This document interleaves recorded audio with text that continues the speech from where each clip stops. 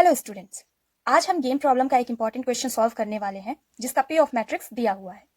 तो क्वेश्चन है हमारा, solve the game problem whose payoff matrix is 6 2 7 1 9 3। यहाँ प्लेयर ए रो प्लेयर है और प्लेयर बी कॉलम प्लेयर है। इसको हम इस तरीके से भी लिख सकते हैं, कॉलम को B1 B2 B3 से डिनोट कर देंगे और रो को A1 A2 से डिनोट कर देंगे। तो चलिए अब हम इसका सॉल्यूशन स्टार्ट करते हैं। सबसे पहले हम लिख देंगे गिवन पे of matrix is B1 B2 B3 A1 A2। जो भी मैट्रिक्स हमें दिया हुआ है उसे हम लिख लेंगे। सबसे पहले हमें चेक करना होता है कि क्या कोई सैडल पॉइंट एग्जिस्ट करता है या नहीं, लेकिन इस क्वेश्चन में डोमिनेंस मेथड डायरेक्टली अप्लाई हो रहा है, इसलिए हम कॉलम्स को कंपेयर करते हैं। ध्यान रखिए, प्लेयर बी मिनिमाइजिंग प्लेयर होता है, इसका मतलब प्लेयर बी हमेशा छोटा पे ऑफ चूज करना चाहेगा, क्योंकि पे ऑफ प्लेयर ए का गेन रिप्रेजेंट करता है। तो हम यहाँ लिख लेंगे, since player B is the minimising player, compare columns B1 and B3। Column B1 के एलिमेंट है 6 एंड 1, कॉलम B3 के एलिमेंट है 7 एंड 3। अब हम रो वाइज कंपेयर करते हैं। फर्स्ट रो में 6 और 7 है, तो यहाँ 6 और 7 को कंपेयर करेंगे, 6 छोटा है 7 से। और सेकेंड रो में 1 और 3 है, तो उसको कंपेयर करेंगे, तो यहाँ 1 छोटा है 3 से। दोनों रोज में B1 के एलिमेंट B3 के एलिमेंट से छोटे हैं, क्योंकि प्लेयर बी मिनिमाइजिंग प्लेयर है, इसीलिए वो हमेशा B1 को B3 के ऊपर प्रेफर करेगा। इस सिचुएशन में हम कहते हैं कि column B1 dominates column B3, इसीलिए कॉलम B3 कभी ऑप्टिमल चॉइस नहीं बनेगा, इसीलिए कॉलम B3 को डिलीट कर दिया जाएगा।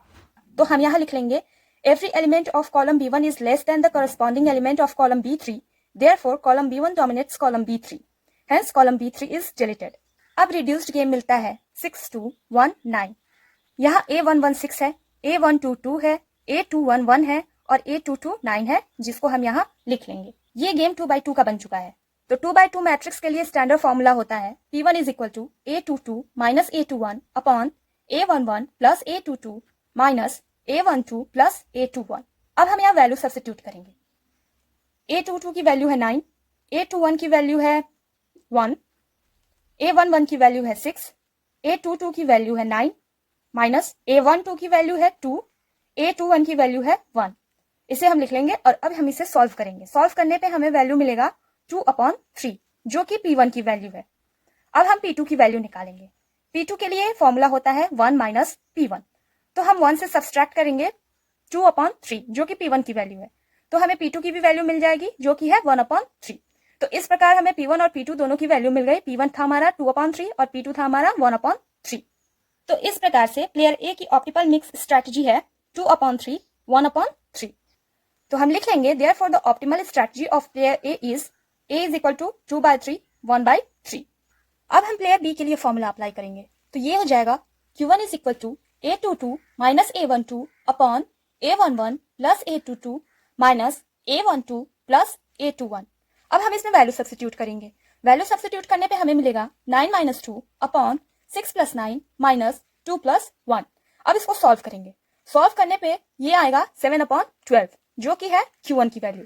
अब हमें Q2 की वैल्यू फाइंड करना है, तो इसके लिए फॉर्मूला हो जाएगा 1 माइनस Q1, तो ये मिलेगा 5/12, जो कि Q2 की वैल्यू है।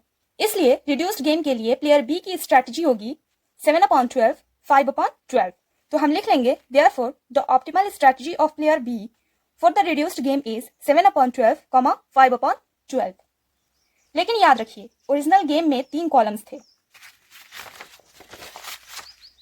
हमने डोमिनेंस की वजह से B3 को डिलीट किया था, इसीलिए B3 की प्रोबेबिलिटी होगी 0।